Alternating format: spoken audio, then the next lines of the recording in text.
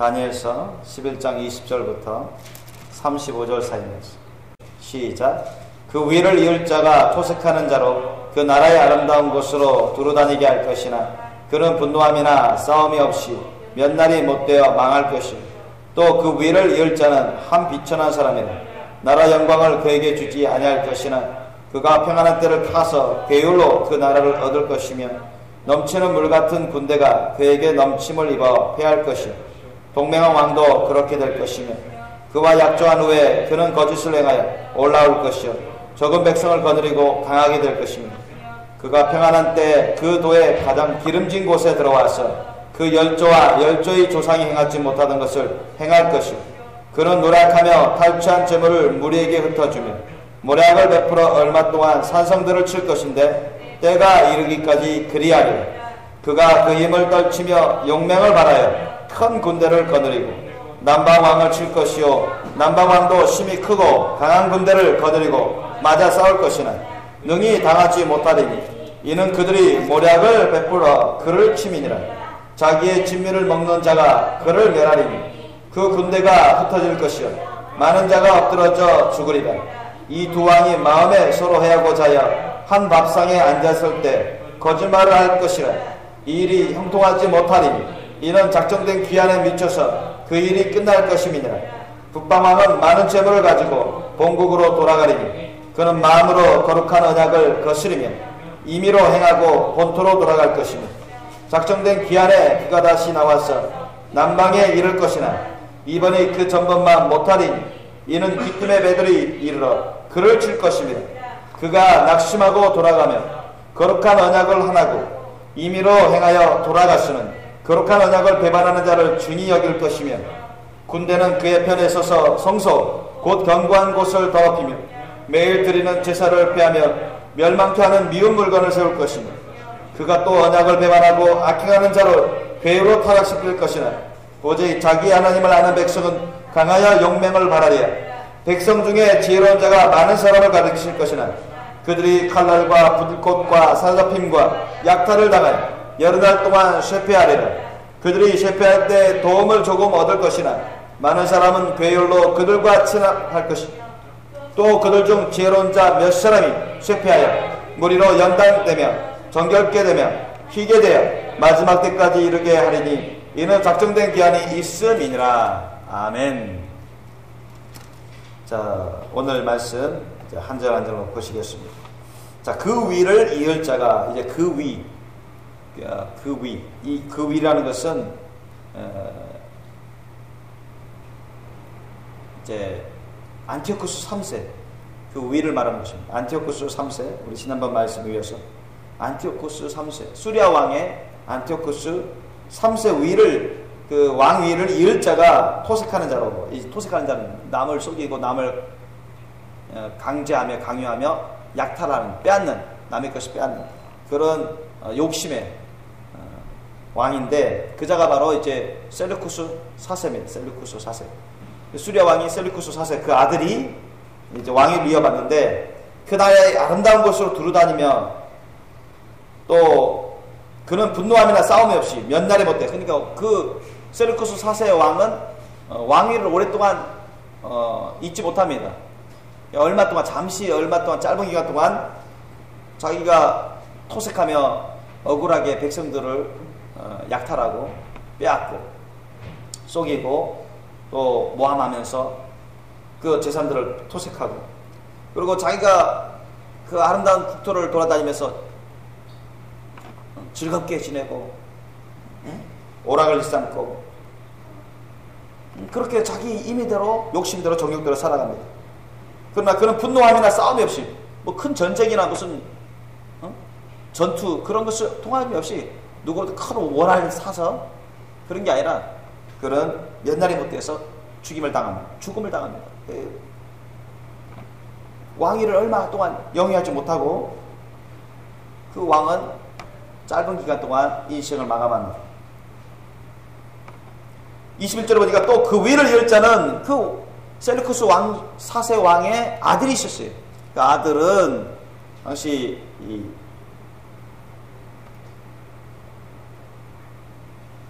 어린 사람인데 근데 그 셀루쿠스 4세 왕의 동생이 안티오쿠스 4세입니다. 에피파네스, 아주 유명한 왕이죠.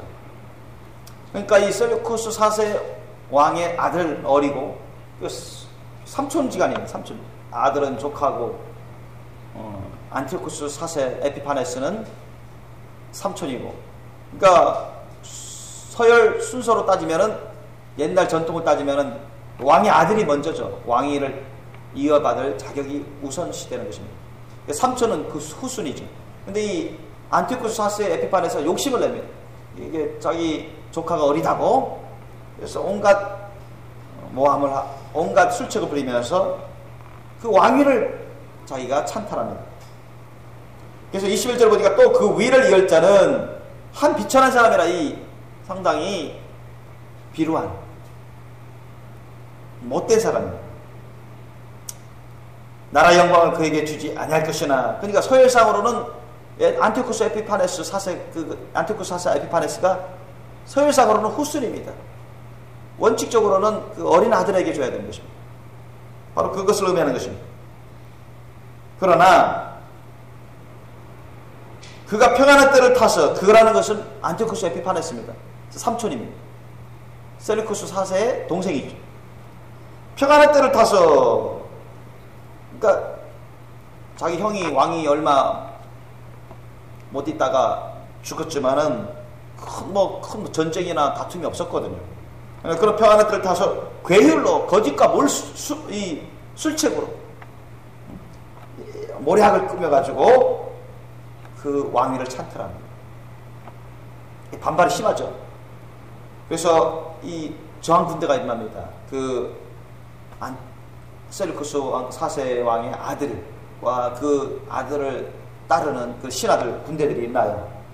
22절 보니까 넘치는 물 같은 군대가 그에게 넘치는 물 같은 군대가 있나요. 그런데 그에게 넘침을 입어 패할 것이요. 안티오쿠스 4세 에피파네스는 굴복 안 하죠. 자기 군대를 일으켜서 넘치도록 또한 접전을 벌입니다.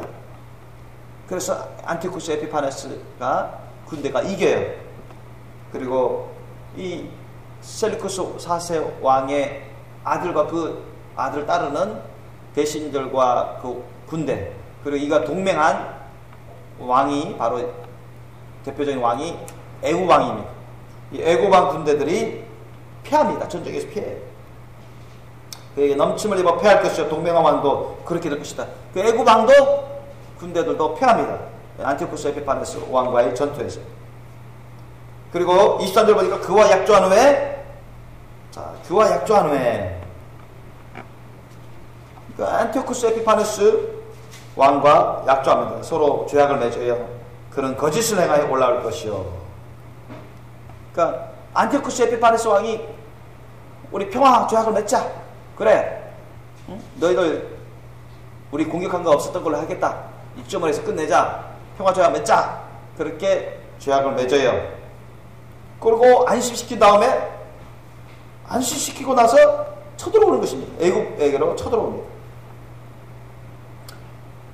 적은 백성을 거느리고 강하게 될 것입니다. 이 안티오쿠스 에피파네스는 아주 모략이, 아주 욕심의 모략, 아주 권모술수가 강한 사람, 아주 모략이 많아요. 얼마나 간사하고 악랄하고 정말로 비굴한 자입니다. 사탄의 종같이.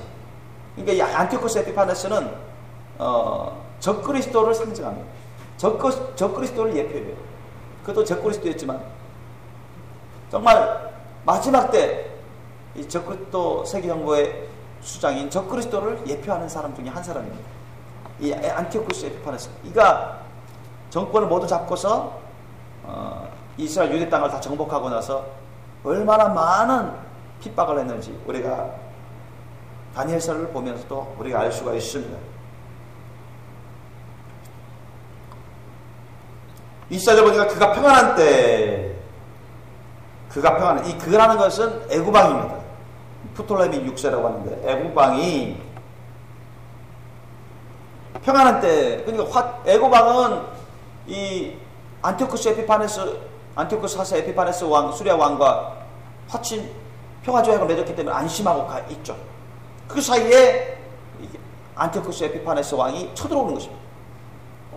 평화조약을 맺고 나서 쳐들어와요. 이 안티오쿠스 에피파네스는 아주 간사하고 아주 비열한 사람이에요. 자기가 불리해지면 조약을 맺고, 좀 자기가 유리해지면 조약을 딱 약속 깨뜨리고 쳐들어와서 찬탈하고.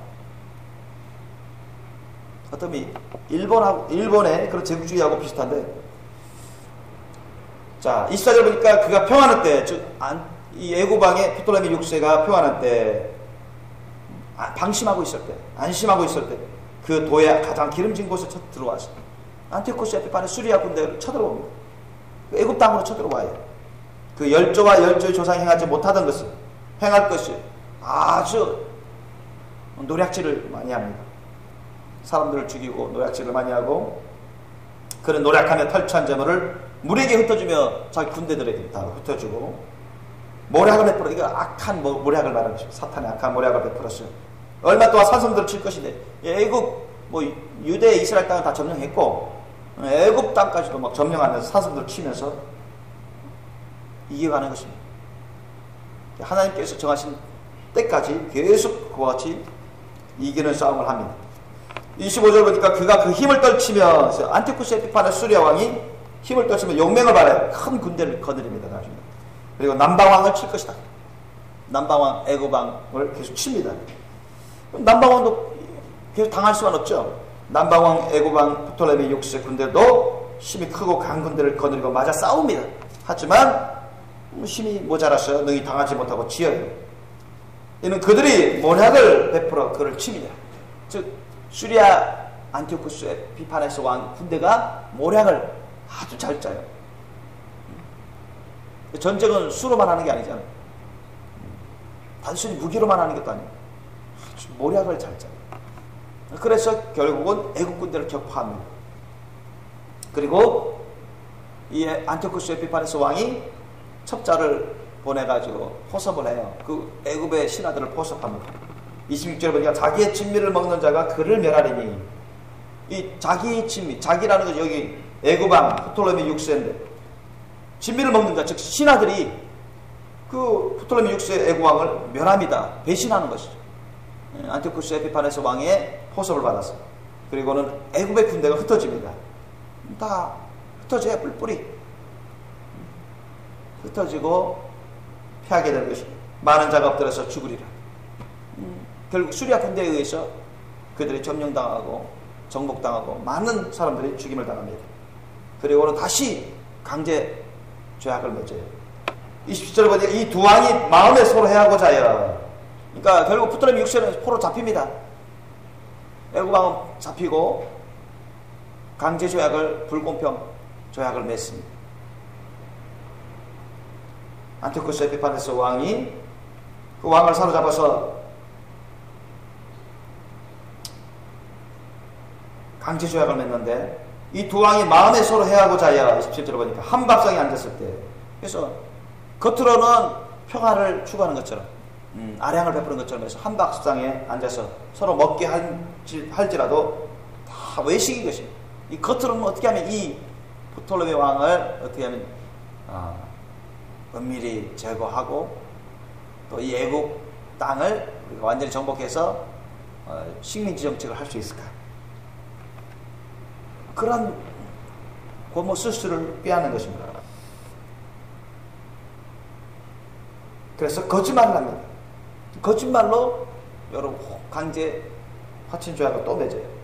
애굽에 아주 불리해요. 그러나 일이 형통하지 못하리. 그러니까 프톨레미 6세는 어떻게 하면 저 안티오쿠스 에피파네스 왕을 죽일까?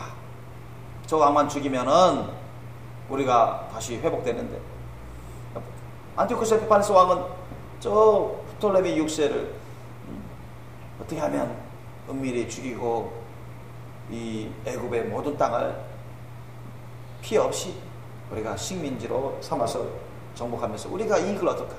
다스리면서. 그러니까 서로 간에 모략을 막 꾸미는 것입니다. 서로 거짓말합니다. 거짓말. 서로 믿지를 않아요. 겉으로는 죄악을 맺는다 하십니다. 그러나 그들이 서로 고무술수하며 서로 모략되치며 서로를 대적해 해하려고 하지만 자기 뜻대로 되지 않습니다. 이는 작정된 귀환에 미쳐서 그 일이 끝날 것입니다. 자기 뜻대로 되진 않아요.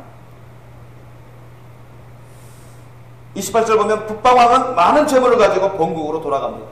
이 북방왕에서는 수리아 안티오코스 에피파네스 왕입니다. 애국과 전쟁에서 승리하고 프톨레미 6세 그 애국 왕도 사로잡고 강제 조약을 맺고 그러면서 많은 재물을 노략질하고 본국으로 돌아가는 도중에 어디를 거치겠습니까? 중간 지점인 이스라엘 유대 땅을 거치겠죠.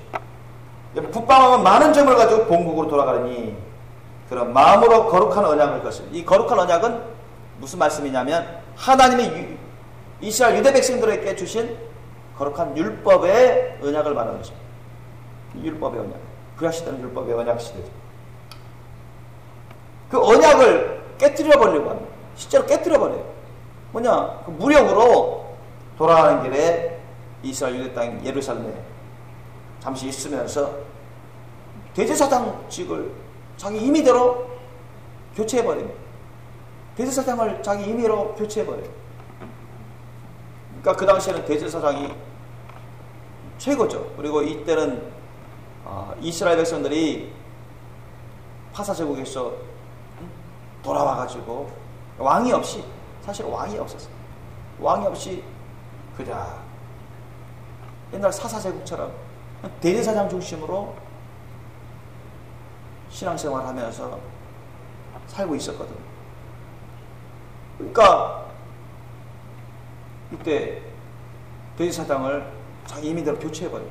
자기가 아첨 잘하고 자기에게 잘 보이고 예물도 잘 복납하고 자기한테 자기 말 잘 따르고 그리고 이 수리아 안티오코스 에피파네스 왕은 이스라엘 유대인들의 그런 종교를 되게 싫어합니다.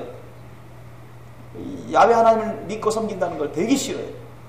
성전 의식을 되게 싫어하고 자기는 헬라 문화를 지향하는 사람이고 헬라화 시키려고 하고 제우스 신 같은 것을 섬기도록 그렇게 강요하는 왕이었어요. 자기가 이미 다 점령했기 때문에 자기 임의대로 막 하려고 하는 거죠. 1차적으로는 제사장을 다 바꿔버려요. 자기 잘못된 것이죠.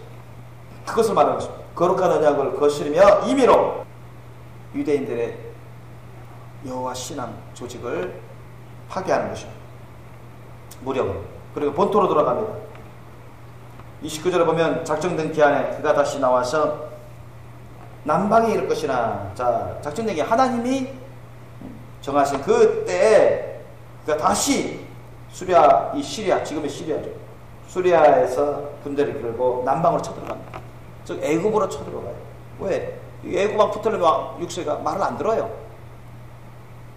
복납도 제대로 안 하고 저기 로마 군대들과 합세해서 협공한다는 그런 소문도 들리고 도저히 안 되겠다. 말을 고분고분 안 듣고 그러니까 조약한 대로 안 들으니까 쳐들어갑니다. 다시. 그러나 수리아 왕 안티오코스 에피파네스 이번 군대 원정은 처음보다 그렇게 강하지 못합니다. 더욱이 30절 보니까 이는 기뜸의 배들이 이르러 이 기뜸이라는 것은 어디냐면은 사이프러스 쿠브로 우리 신약에도 쿠브로 나오죠. 쿠브로가 사이프러스입니다. 이스라엘과 그 그리스 사이에 있는 섬이죠. 사이프러스 쿠브로. 예전에 누가 거기 태생이라 했죠? 바나바. 예. 사도 바울과 함께 사역하다가 서로 나뉘어서 사역한 바나바가 쿠브로 출생이죠. 사이프러스. 거기에 이게 도시국가가 기뜸입니다. 이는 기뜸의 배들이 이르러 자 기뜸의 로마 제국 군대가 기뜸의 배들을 이용해서 쳐들어오는 것입니다. 자기 군대는 지금 수리아 군대 안티오코스 에피파네스 군대는 지금 애굽으로 쳐들어가고 있는데 이 애굽 왕이하고 로마하고 서로 조약을 맺어가지고 협공하는 것입니다. 우리가 바다 싸울 때니까 로마 군대 당신도 이 안티오코스 에피파네스 군대가 쳐들어올 때 그쪽으로 비니까 쳐들어가시오. 그러니까 그 기쁨의 배들을 통해서 쳐들어온다는 소문을 들었어요. 그러니까 안티오코스 에피파네스가 애굽을 계속 원정할 수가 없는 것입니다. 가다가 돌아올 수밖에 없는 거예요. 왜? 계속 애굽에 있다가는 자기 본국 수리아가 위험해집니다. 그죠? 로마 군대였어요? 짓밟히고 완전 정복당하면 자기는 끝나는 것입니다. 그래서 그 위기를 느껴서 그는 돌아갑니다. 낙심해서 돌아가요. 이는 기뜸의 배들이 이르러 그를 칠 것입니다. 그가 낙심하고 돌아가면 거룩한 언약을 하고, 자, 이번에도 돌아갈 때 어디를 지나가요? 이스라엘 유대 땅을 지나가는 것입니다. 이스라엘 유대 땅은 애국과 시리아 사이에 있잖아요. 그죠? 그때는 뭐 비행기 타고 왔다 갔다 하지 않았기 때문에, 헬리콥터 타고 왔다 갔다 하지 않았기 때문에, 맨날 말을 타고 다녔지, 말을 타고. 육로로 다녔습니다. 항상 이스라엘 유대 땅을 거치는 거예요. 이스라엘 그 유대 땅 예루살렘에 왔어요. 가만히 있지 않습니다. 뭔가 나쁜 짓을 하고 가요, 이 왕은. 자, 그래서 30절에 보니까 그가 낙심하고 돌아가며 거룩한 언약을 하나고 제약을 했다는 거죠. 거룩한 언약을 파하면서 뜯어 고치면서 제약시켰습니다. 하나님이 이스라엘 백성들에게 주신 율법의 언약을 완전히 못하도록, 강제로 못하도록 막아버리고 변질시켜서 행하도록, 우상을 섬기도록, 자기의 전통을 섬기도록 그렇게 강요합니다. 거룩한 언약을 배반한 자를 중히 여길 것이며. 자, 무슨 말이냐? 거룩한 언약을 하나고 임의로 행하다. 자, 이 말은 뭐냐면 이번에는 제사장만 바꾼 게 아니라 이제는 어떻게 해요? 31절 이하처럼 해버립니다. 거룩한 언약을 하나고 임의로 행하며 돌아가서는 거룩한 언약을 배반하는 자를 중히 여길 것이며. 자, 거기에 대해서 31절은 부연 설명해 주고 있습니다. 군대는 그의 편에 서서 성소 곧 견고한 곳을 더럽히며. 자, 수리아 안티오쿠스 에피파네스 군대들이 돌아가는 도중에 이스라엘 유대 땅 예루살렘에 와 있어요. 그리고 성소 둘레에 다 춤춰가지고 견고한 것을 더럽히고, 예루살렘 더럽히고, 그 성전을 들락날락하면서 더럽히고, 그리고 유대인들의 하나님께 제사드리는 그 제사의식을 못하도록 만들어버려요. 이 제사장만 바꾼 게 아니라 이제는 못하도록, 하나님께 드리는 그 율법 제사 있죠. 예수님 오시기 전이니까 율법 제사의식을 못하도록 막아요. 제사로 폐하버리고, 멸망케 하는 미운 물건, 그러니까 뭐 제우스 신상 막 세우고 거기에 절하라, 거기 그것을 위해서 제사하라. 그리고 율법에 부정한 것으로 있는 돼지 잡아다가 돼지 피를 막 뿌리고, 아주 신성모독하고 반대하는 자를 죽이고 자기 무력으로 그런 짓을 합니다. 그러니까 이게 완전히 이 안티오쿠스 에피파네스가 적그리스도를 상징합니다. 적그리스도. 그 당시 적그리스도요, 오늘날 말세에 여러분 적그리스도 세계정부의 수장을 예표합니다. 이 안티오쿠스 4세 에피파네스 기억하십시오.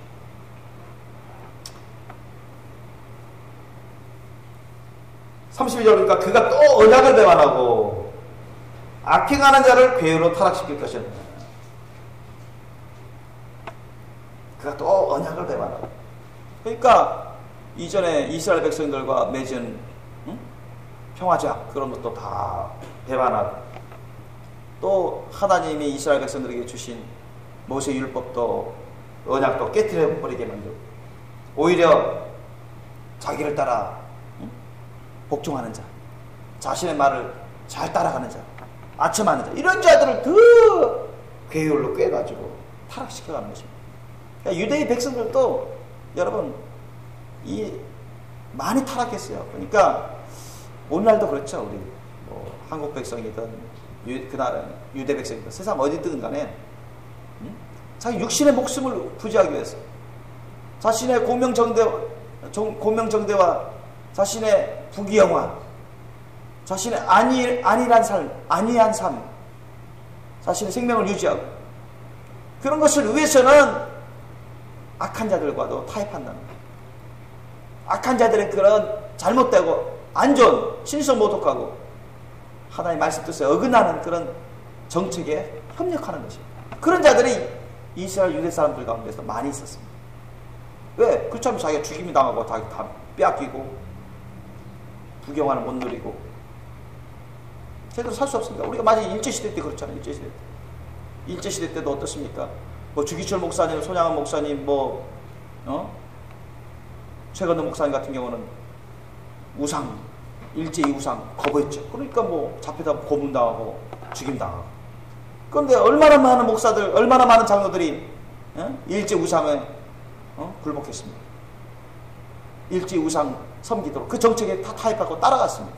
오히려 주기철 목사, 손양원 목사님, 최건도 목사님 같은 분들을 욕했어요. 잘못됐다. 그런 사람들이 대다수입니다. 그런 교회들이 아주 많았어요. 역사를 몰라서 그렇지. 역사는 그랬습니다. 왜 그랬습니까? 육신의 목숨 잃을까봐 두려워했던 것입니다. 자기네 교회들이 문 닫을까봐 두려워했던 것입니다.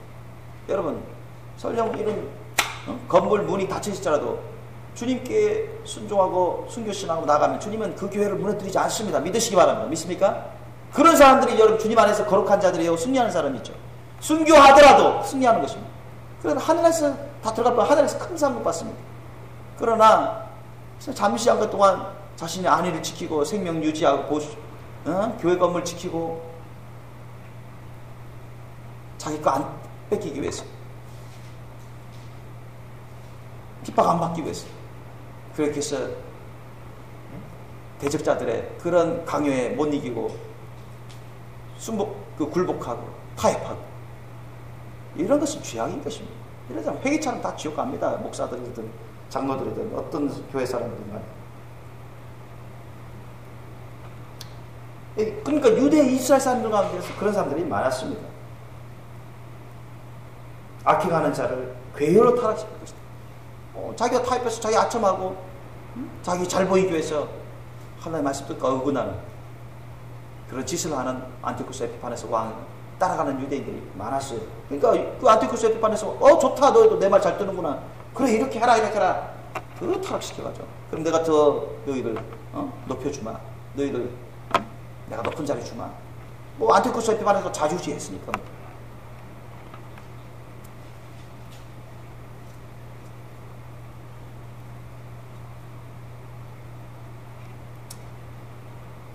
그러나 오직 자기의 하나님을 아는 백성, 즉 하나님을 진짜로 참되게 믿고 의지하고 섬기는 백성, 강하여 용맹을 받아요. 굴복하지 않는 것입니다. 순교신앙으로 맞서 대항하는 것입니다. 이래야지. 목숨을 걸고 싸워야 돼요. 목숨을 걸고 굴복하면 안 됩니다. 하나님의 말씀 뜻과 어긋나는 것은 목숨을 걸고 순교하더라도 우리가 지켜야 돼요. 바로 그런 자들이 있었다는 것입니다. 주님 말씀 뜻에 합당한 그런 자들이 있었다는 것입니다. 생명의 위협을 당하는 거죠. 핍박을 당하는 거죠. 죽임을 당할 수도 있고 모든 걸 다 빼앗길 수도 있는 상황인데, 이런 자들이 또 많이 있어요. 이런 거룩한 분들입니다. 이런 분들이야 천국까지. 이런 분들이야 여러분 정말 거룩한 백성들. 33절 보면 백성 중에 지혜로운 자가 많은 사람을 가르칠 것이나. 자, 유대 백성들 가운데 지혜로운 자, 하나님의 말씀 뜻을 잘 깨닫고 순종하고 어쨌든 하나님의 말씀 뜻에 따라 인도하심을 받으려고 하려고 하는 신앙은 참된 신앙을 지키려고 하는, 주님의 지혜를 구하는, 지혜를 따라 살아가려고 하는 사람, 많은 사람을 가르칩니다. 그러나 반대쪽에서는 안티오쿠스 에피파네스 쪽에서는 칼날과 불꽃과 사로잡힘과 약탈을 행하는 것입니다. 그러니까 주님의 거룩한 백성들이, 주님의 거룩한 백성들은 안티오쿠스 에피파네스에게 눈에 가신 것입니다. 핍박을 당하는 거예요. 잡혀서 고문당하고 죽임당하고 다 재산 빼앗기고 강탈당하고 얼마나 고통을 당하는지 그 당시에도 그랬습니다. 여러 날 동안 쇠퇴하리라. 오히려 하나님의 거룩한 백성들이 죽임을 당하고 쇠퇴하는, 세상적으로는 쇠퇴하는 그러한 일들이 벌어지는 것입니다. 예를 들면 뭐 최건도 목사님, 주기철 목사님, 손양 목사님 이런 분들이 죽어가잖아요. 그러면 서양 사람들은 야 기독교 하나님을 잘 믿는다는 사람들 다 봐라. 서양 사람들 세상 군대에 의해서 일제에 의해서 다 죽임당한다. 자, 문도 다, 교회도 문도 다 닫히고 말이지. 약탈당하고. 자, 힘 있는 자에게 붙어야 돼. 그게 세상의 논리입니다. 세상의 논리는 야, 힘 있는 자에게 잘 보이고 잘 붙어야 목숨 부지하고 뺏기지 않고 높은 자리에 앉고 그렇지 출세하는 것이지. 힘 있는 자에게 잘못 보이면 저렇게 당해. 세상의 논리는 그렇게 보는 것입니다. 기회주의자들에게는 그렇게 말하는 것입니다. 그렇게 보는 것입니다. 그러나 우리가 순교 당하더라, 고문 당하더라, 뺏기더라도 그것보다 더 중요한 게 뭡니까? 하나님을 섬기는 신앙인 것입니다. 하나님 말씀 뜻대로 순종하는 그 신앙인 것입니다. 그게 여러분 우리 생명보다 인생보다 더 귀한 것입니다. 믿으시기 바랍니다. 그렇게 사셔야 돼요. 그게 참 신앙입니다. 그런 사람이 정말 순교가 거룩한 백성입니다. 그 당시에도 있었어요. 한편으로는 유대 백성들 가운데 간사한 자들이 있었죠. 타협하고 아첨하고. 우리나라 교회들 가운데도 그런 사람들도 아주 많았습니다. 그러니까 어떤 때 진짜 신앙인지 그게 드러납니까?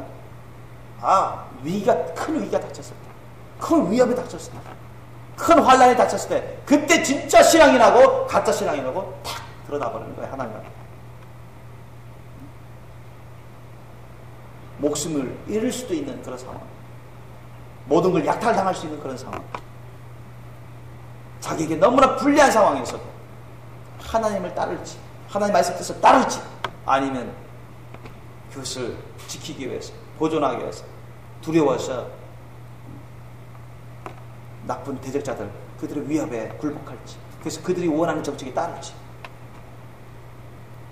그래서 우상을 섬기고 우상의식을 하고 그들이 강요하는 그런 신성모독하고 우상 섬기는 그런 정책과 하나님 말씀 뜻대로 행하지 못하게 만드는 그런 것을 따르는지 주님은 보시는 것입니다.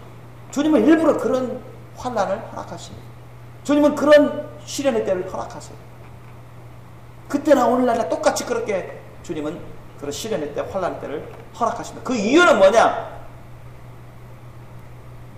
교회 다니는 사람들 중에, 예수님을 믿는다고 하는 사람들 중에 진짜냐 가짜냐 알곡과 가라지를 딱, 양과 염소를 딱 가르기 위해서 하는 것입니다. 그렇게 주님은 환난도, 어려운 시련의 때도 그렇게 유용하게 쓰십니다. 너가 진짜 항상 나를 쫓는지, 너가 생명을 잃을 수 있는 그런 상황이 빠질지라도, 너가 생명을 잃는다 할지라도, 너희 가족이 다 죽임을 당한다 할지라도, 다 뺏김을 당한다 할지라도 나를 따르는지, 아니면 너희가 그것을 잃을까봐 두려워서 하나님 말씀 뜻에 맞지 않는 잘못된 죄악으로 타협해서 들어가는지 내가 보겠다. 주님은 그런 환난 때, 시련의 때를 종종 가끔씩 쓰십니다. 과거도 그렇고 오늘날도 그래요. 그때 여러분 어떻게 하시겠습니까? 대적들의 위협에 굴복해서 타협하면 지는 것입니다. 영적 전쟁에서는 지는 거예요. 잠시 동안은 편안하게 살고, 잠시 동안은 자식 죄산을 지키고 자기 목숨을 부지할지라도, 굉장히 살지라도, 여러분 이미 영적 전쟁 전투에서 졌기 때문에 그것을 회개하기 전에는 천국에 갈 수 없습니다. 천국에 갈 수 없습니다. 두 마음 품은 자들은 주님이 다 토해내신다고 했어요. 미지근한 자들은 다 토해내시거든요. 타협하는 자 주님 다 토해버리십니다. 주님의 말씀의 뜻입니다.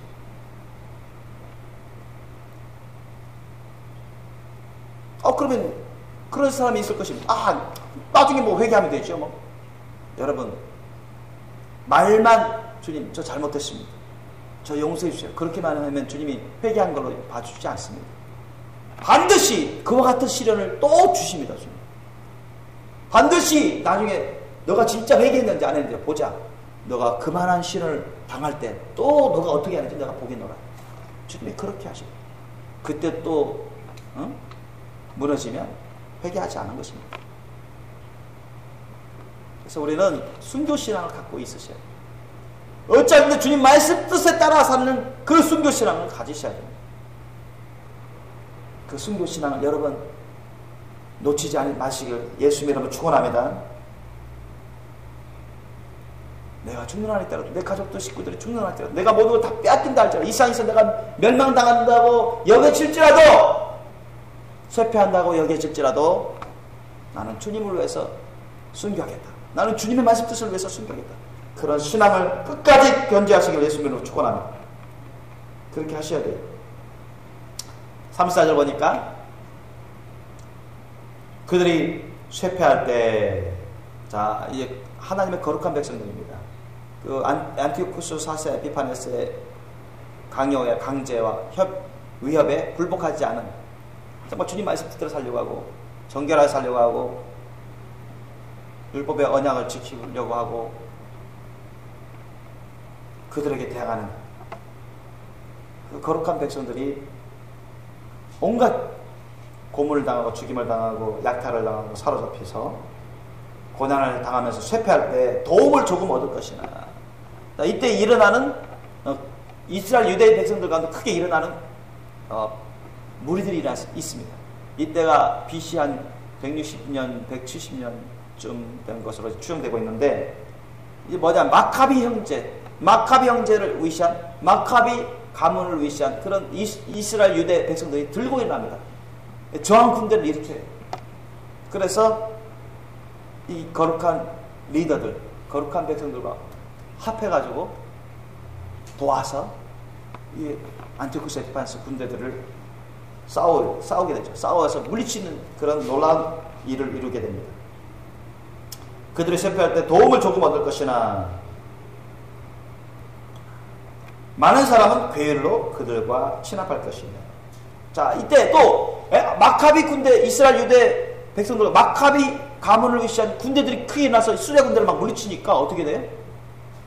이제는 그 안티오쿠스 에피파네스 그 세력의 원래 아첨하고 거기에 발붙여가지고 타협하면서 쫓아가던 사람이 이제 또 어떻게 돼? 이제 또 마카비 군대들이 이기네? 그쪽으로 딱딱 붙이는 거죠. 또 아주 간사하죠. 거기에 딱딱 또 달라붙어요.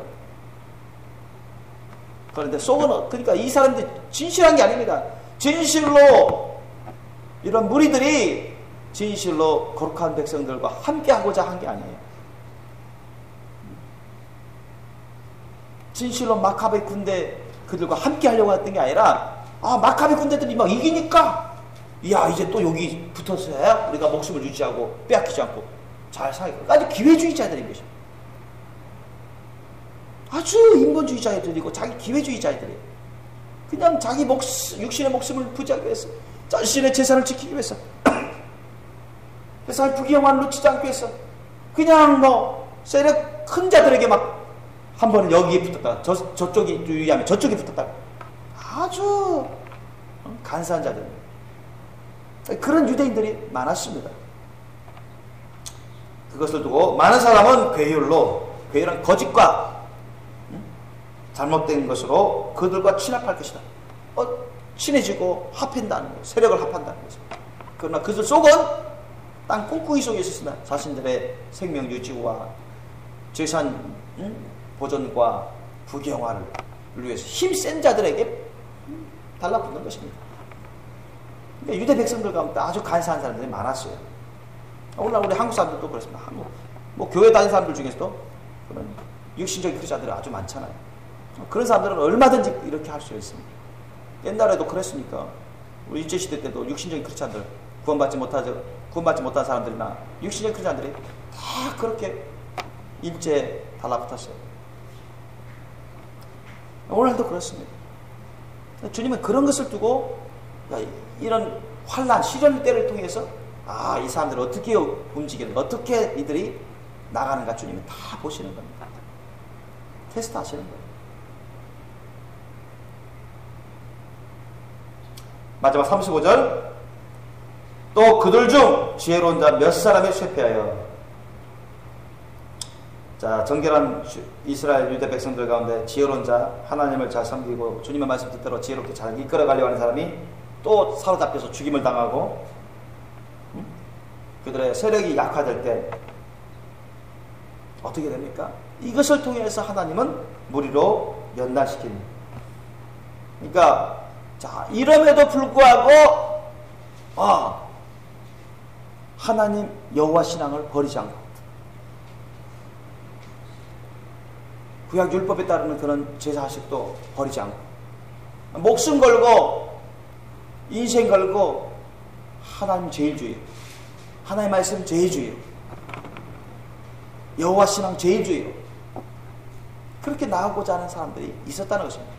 오히려 그들 중에 지혜로운 자 리더들이 죽임을 당하고 그 가족들이 죽임을 당하고 그들의 세력이 쇠퇴하는 것을 그걸 통해서 오히려 그들에게 연단이 되고 훈련이 되는 기회가 됐다는 것입니다. 하나님은 그렇게 쓰십니다. 하나님은 의인들에게는 어려운 시절이나 환난을 통해서 그들을 연단을 시켜주십니다. 전문가적인 연단시켜주는 그러한 유용한 기회로 삼습니다. 이해되십니까?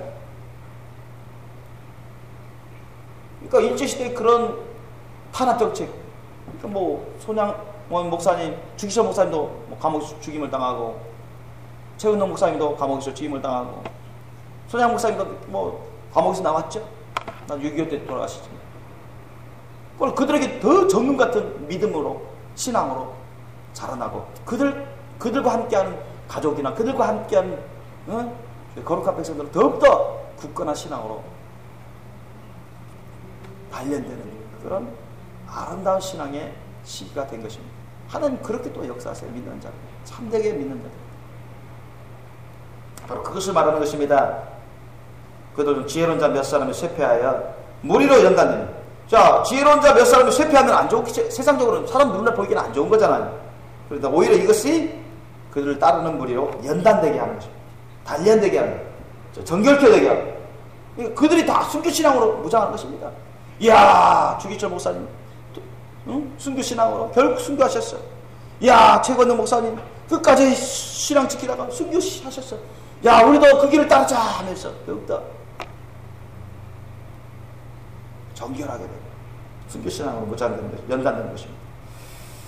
흠정없이 깨끗하고 거룩하게 되어서 마지막 때까지 이르게 하리니, 하나님이 또한 그렇게 거룩한 백성들 그렇게 연단하면서 순결하고 거룩한 백성으로 이끌어 주신다는 것입니다.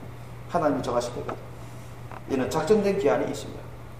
안티오쿠스 에피파네스 왕도 그 시절도 하나님이 정하실 때까지만 그가 정권을 잡고 그가 다스릴 수 있는 것입니다. 하나님이 이제 끝났다. 너는 이제는 너는 죽어야 되겠다. 너는 이제 이 세상에서 떠나야 되겠다 하시면 부르시면 뭐 안티오쿠스 4세 에피파네스도 죽임당하고 지옥으로 떨어져야 하는, 이상을 떠나가야 되는 그런 아주 피조물 중에 한 사람에 불과하죠. 하나님이 모든 세상, 나라, 역사 모든 것을 다 그 경우와 시기를 다 정하고 있습니다. 믿습니까? 악한 자는 악한 자대로, 선한 자는 선한 자대로 주님이 모든 기한을 정하시고 작정하시고 주님이 다 섭리 가운데 역사하고 계십니다. 믿으시기 바랍니다. 많은 어떤 기독교인들은 우리가 하나님을 정말 믿고 의지하고 주님 정말 잘 섬기려고 하고 헌신하려고 하고 힘쓰게 하는데 왜 이런 고난을 허락하십니까? 왜 이런 어려운 시련 때를 허락하십니까? 왜 이런 환난의 때를 허락하십니까? 그렇게 말하는 사람, 따지는 사람도 있어요. 그것은 하나님이 우리로 더욱더 연단되고 더욱더 정결케 되며 희게 되며 순결하고 거룩한 신부로, 순교신앙으로 승리하는 순결하고 거룩한 신부로 주님이 단장해 주시께서 의롭고 주님께서 아름답게 연단해 주시께서 허락하시는 시기인 것입니다. 우리는 오히려 육신적으로는 환경적으로 힘들고 고난받고 괴롭고 정말로 살기 힘들지만 영적으로는 감사해야죠. 아멘? 감사합니다. 우리 여러분 일제시대를 통해서 우리를 연단해 주시고 훈련시켜 주시면 감사해야 돼요. 6.25 전쟁을 통해서 우리의 죄악을 징계하시고 연단하고 훈련시키고 감사해야 돼요. 세상적으로 인간적으로는 여러분 안 좋아 보이지만 그걸 통해서 더욱더 회개하고 단련되고 순교신앙으로 주님께 나아가게 되잖아요. 그거에 대해서는 우리가 감사해야 되죠. 모든 것을 합력해 선해 주시는 주님이십니다. 저와 여러분, 우리에게도 이런 시절이 있을 수가 있습니다. 더욱이 이제 마지막 때 정말 안티오쿠스 에피파네스 이상의 그 적그리스도 수장이 이 세상을 정권 잡을 때, 짐승의 표시대 됐대. 그때 남아있으면 어떻게 되겠습니까? 남아있는 기독교인들은 둘 중에 하나를 택해야 됩니다. 굴복해서 표를 받고 굴복해서 그들의 정책에 따라가느냐, 아니면 끝까지 순교신앙으로 죽는다 할지라도 모든 걸 다 빼앗기고 이 세상에서 쇠퇴한다 할지라도 순교하면서 끝까지 주님을 따를지, 둘 중에 하나를 택해야 됩니다. 그때가 점점 다가오고 있습니다. 저와 여러분이 준비되셔야 우리가 순교라 거룩하심으로 첫째 부활 휴가를 받든지, 아니면 설령 남더라도 우리가 순교신앙으로서 승리할 수 있는 정결하고 거룩한 신부가 될 수가 있습니다. 여러분, 그날은 멀지 않았습니다. 우리가 늘 명심하시고 하나님 우리를 지켜보고 계시고 언제든지 그때가 있을 수 있다는 것을 명심하시고 늘 깨어서 우리가 다 준비될 수 있기를 예수님으로 축원합니다. 우리도 그같이 준비되기 위해서 우리 이 시간 오늘 말씀을 기억하시면서 우리가 찬양 끝날 때까지 기도하시겠습니다.